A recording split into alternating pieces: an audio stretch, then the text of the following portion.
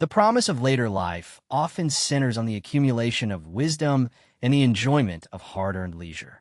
Yet, for many individuals, this chapter brings an unexpected companion in the form of mental clutter, anxiety regarding health, and a pervasive sense of diminishing control. The prevailing cultural narrative frequently suggests that cognitive decline and emotional rigidity are inevitable consequences of aging, creating a self-fulfilling prophecy of withdrawal and worry.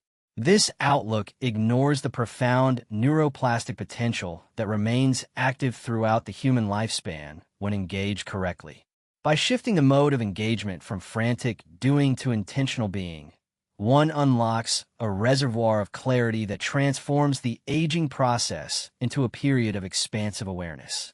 Following the insights of John Kabat-Zinn, the path forward offers a rigorous, evidence-based framework for quieting the noise of the mind. This journey reveals how distinct mental shifts can physically alter the brain's stress response, preserving cognitive sharpness and emotional equilibrium well into the senior years. Cultivating the beginner's mind for cognitive renewal. The human brain is an efficiency engine that naturally seeks to automate routine experiences to conserve energy. As an individual ages, this biological tendency can calcify into a state of permanent autopilot, where days blur together and the vibrancy of life dulls behind a veil of familiarity. The concept of the beginner's mind offers a potent neurological intervention against this stagnation. This mental key involves deliberately engaging with the present moment as if encountering it for the very first time, stripped of past associations or future expectations. From a mechanistic perspective, this shift in attention disrupts the default mode network of the brain, which is the neural circuitry responsible for rumination and self-referential wandering. When the brain is forced to process input without the shortcut of assumption, it stimulates the release of acetylcholine and dopamine, neurotransmitters essential for focus and learning. This process suggests that cognitive vitality is not solely a matter of raw processing speed, but of attentional quality. By suspending the heavy weight of expertise and memory, the aging mind remains pliable, receptive, and remarkably clear. Applying this principle requires a conscious effort to dismantle the layers of judgment that accumulate over decades of living. John Kabat-Zinn emphasizes that the lens through which one views the world determines the quality of the experience itself. When a senior approaches a conversation with a family member or a simple daily walk without the baggage of "I know how this goes," the interaction becomes alive with new data. The texture of the air, the specific cadence of a voice, and the intricate play of light become accessible once more. This is not merely a poetic appreciation, but a cognitive workout that strengthens the prefrontal cortex. The act of noticing the novel within the mundane forces the brain to build new synaptic connections, effectively countering the synaptic pruning that occurs with disuse. It turns the ordinary environment into a rich sensory laboratory.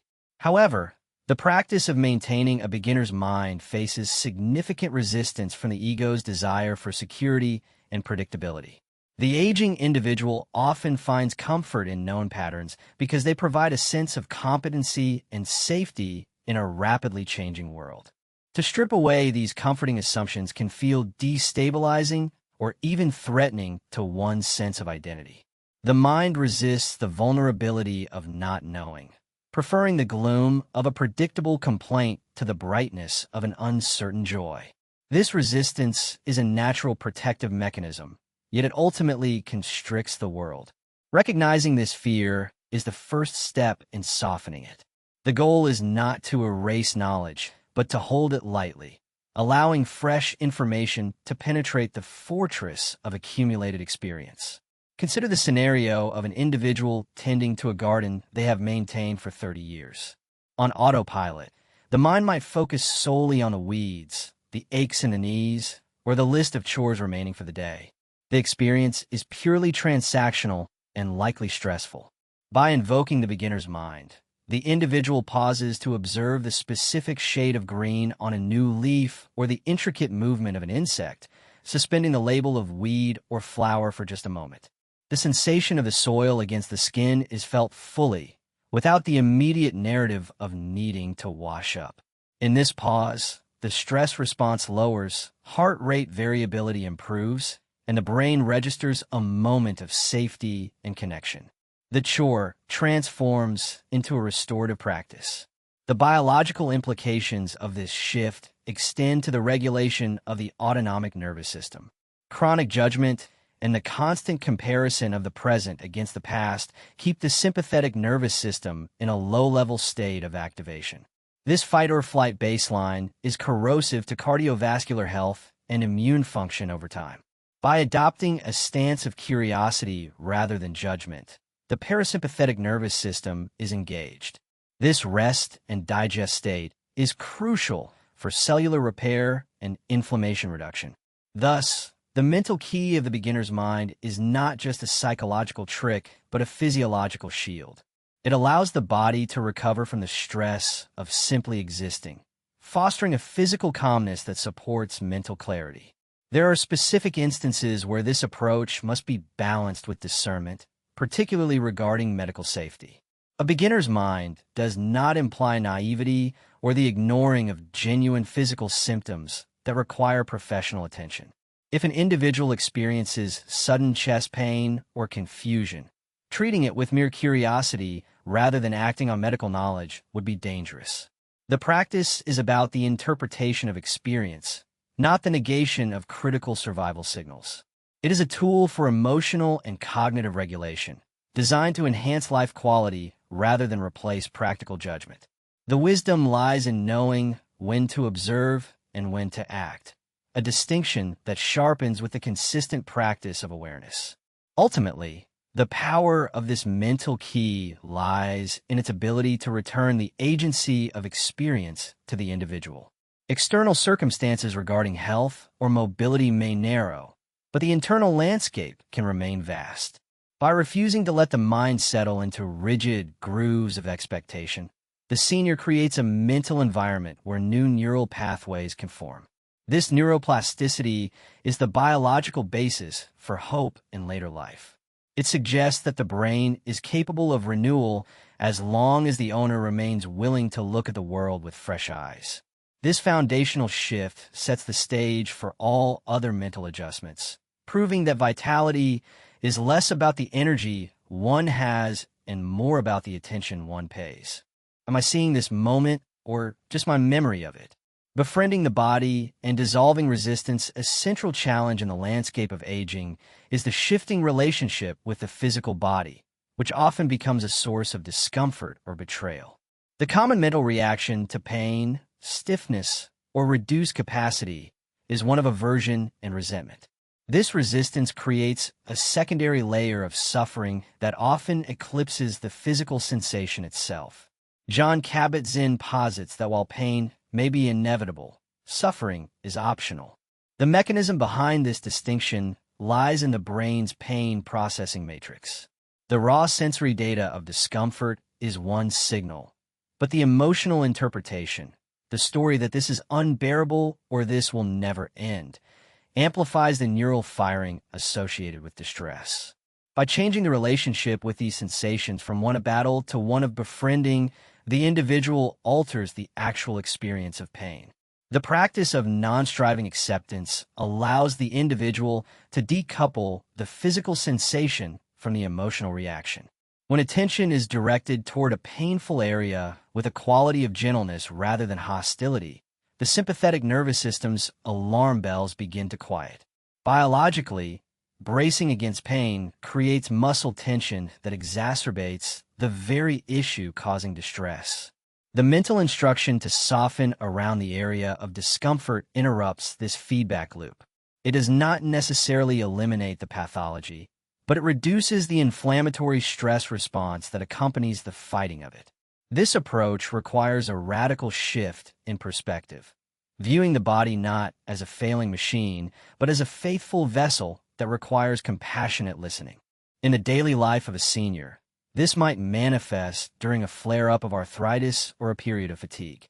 The habitual response is often frustration, followed by a mental spiral into catastrophic thinking about future incapacity. A mindfulness-based approach intervenes by anchoring the mind in the breath and simply noting the sensations as tightness, heat, or throbbing, without attaching the label of bad. This objective labeling reduces activity in the amygdala, the brain's fear center. The individual might sit in a comfortable chair, close their eyes, and methodically scan through the body, offering a mental nod of acknowledgement to both the hurting parts and the parts that feel pain-free. This broader awareness dilutes the intensity of the focal pain, placing it within a larger context of a body that is still functioning. This method of befriending the body faces its sternest test when pain is chronic and severe.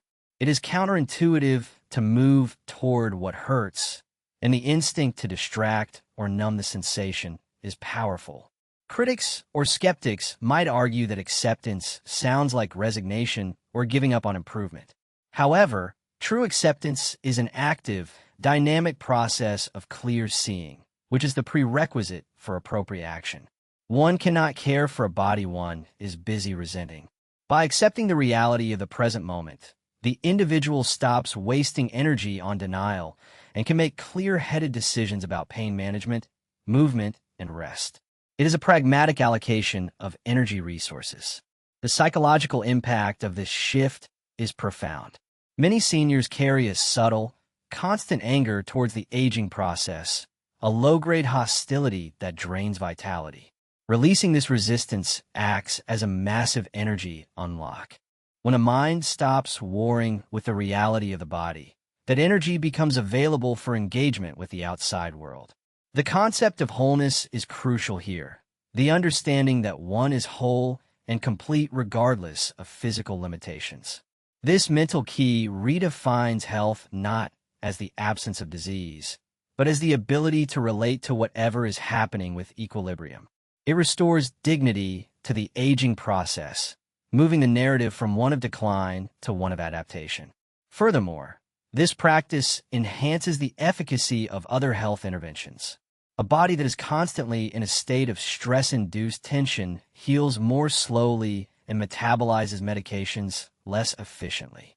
By lowering the baseline stress through acceptance, the immune system functions more optimally. There's also a significant reduction in the anxiety that often exacerbates conditions like high blood pressure or digestive issues. The mind-body connection is not a metaphor, but a measurable biological dialogue. Speaking the language of kindness to one's own physiology changes the tone of that conversation from an argument to a collaboration. There are limits, of course, where acceptance must not slide into neglect. Befriending the body does not mean ignoring a new symptom that requires urgent medical diagnosis. It does not mean tolerating treatable conditions out of a sense of stoicism. The balance is found in the serenity prayer dynamic, changing what can be changed with energy and accepting what cannot be changed with grace. The mental key is the discernment to know the difference. It prevents the individual from fighting battles that cannot be won, preserving their strength for the aspects of life where they can still make a meaningful impact. Ultimately, this approach transforms the body from a prison into a sanctuary. Even a body with limitations can be a place of peace if the mind ceases its hostility. This internal ceasefire allows for a profound sense of relaxation that is often missing in the senior years. It permits the individual to inhabit their skin comfortably, regardless of the wrinkles or the aches. This reclaiming of the body is an act of self-love that resonates outward, softening the individual's demeanor and making them more present and accessible to those around them. It is the physical grounding of a calm brain. Where in my body am I holding tension I don't need? The art of non-doing and letting go in a society that conflates worth with productivity. The transition to later life can trigger a crisis of identity centered on utility. The compulsion to be doing something, checking items off a list, managing affairs, fixing problems, remains a dominant neural groove long after professional careers have ended. This addiction to busyness serves as a distraction from the silence where existential questions reside. John Kabat-Zinn introduces the radical alternative of non-doing or non-striving. which is not synonymous with laziness or passivity. Rather, it is an intentional state of presence where the individual realizes that there is nowhere to go and nothing to do to justify their existence. This mental key addresses the anxiety of irrelevance by shifting the focus from output to input, from achieving to experiencing. The mechanism of non-doing targets the overactivity of the sympathetic nervous system driven by the pressure to perform. Even in retirement, the mind can generate artificial urgency, creating stress hormones like cortisol that damage the hippocampus, the center for memory. By consciously choosing periods of non-doing, the brain is allowed to drop into slower alpha and theta wave states. These states are associated with deep relaxation and creativity. It is in these moments of stillness that the brain performs necessary housekeeping, clearing out metabolic waste products and consolidating memories. Paradoxically, by doing less, the brain becomes more capable of functioning at a high level. The cessation of constant striving allows the dust to settle, revealing the clarity that was always present beneath the agitation. Applied to daily life, this might look like sitting on a porch without a book, a phone, or a plan. It is the act of drinking tea solely to drink tea, not to wake up for a task.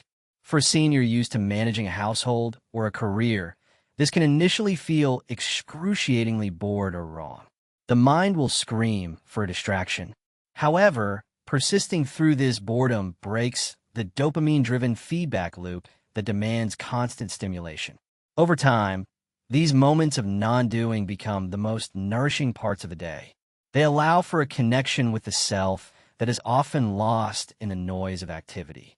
It is here that one discovers that their value is intrinsic, not conditional on what they produce. This practice also involves the profound mental action of letting go.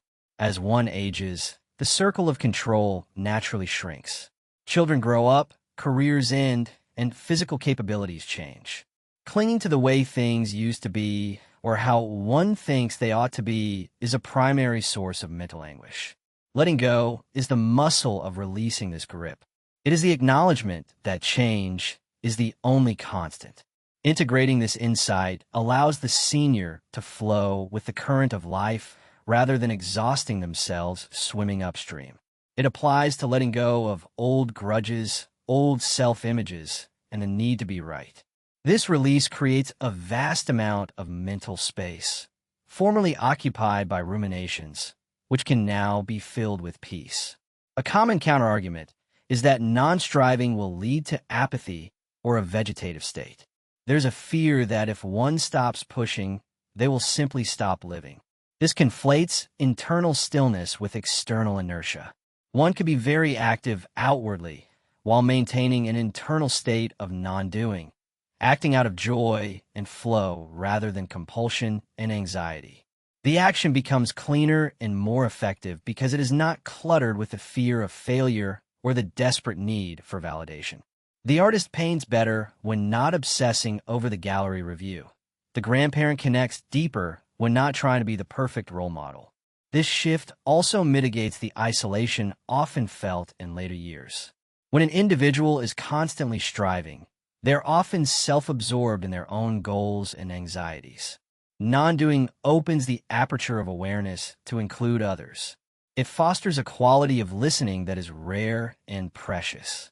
When a senior sits with a friend and truly practices non-striving, they're fully present, offering the gift of their whole attention. This deepens relationships and fosters a sense of belonging that is protective against depression. The social brain is nourished by presence, not by shared activities alone. The ultimate liberation of non-doing is the realization that the present moment is enough. It cures the scarcity mindset that plagues aging, the feeling that time is running out. When one is fully present, time effectively expands. The rushed quality of life diminishes. This key unlocks a sense of abundance that has nothing to do with material wealth.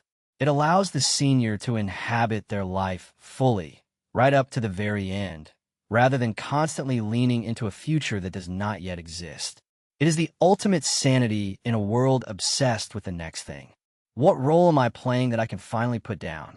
Integration and the wholeness of being, the culmination of these mental keys, lies not in their isolated practice, but in their seamless integration into the fabric of daily existence.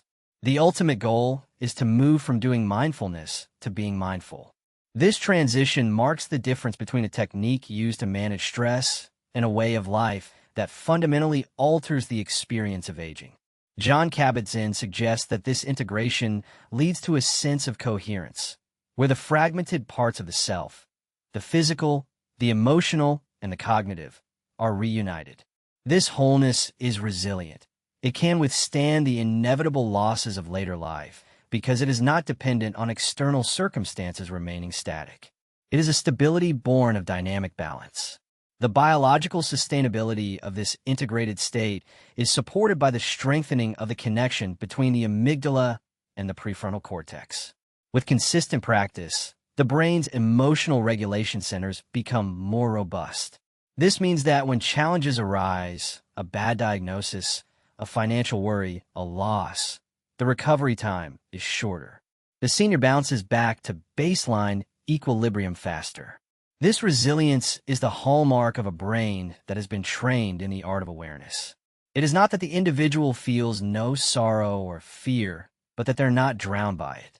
They can hold the difficulty in a larger container of awareness, preventing it from defining their entire reality. In practical terms, integration manifests as a newfound fluidity in transitioning between states. The individual can move from the deep focus of a hobby to the social engagement of a dinner to the solitude of the evening with a consistent underlying thread of calm. There is less compartmentalization and more congruence. The frantic energy of trying to hold it all together is replaced by the trust that things will unfold as they must. This allows for a legacy of peace to be transmitted to younger generations. The senior becomes a stabilizing force in the family system, not through controlling actions, but through the palpable quality of their presence. However, the path of integration is not linear. There will be days of regression, where old habits of judgment and anxiety reassert themselves with force. The key is to treat these moments not as failures, but as opportunities to practice the beginner's mind once again. The practice is forgiving. It allows for endless restarts. The trap is to turn the desire for a calm, clear brain into another form of striving, another goal to be failed. The wisdom lies in recognizing that the wandering mind is part of the process, and the act of gently bringing it back is the practice itself. The journey into later life, viewed through this lens, becomes a profound adventure of consciousness.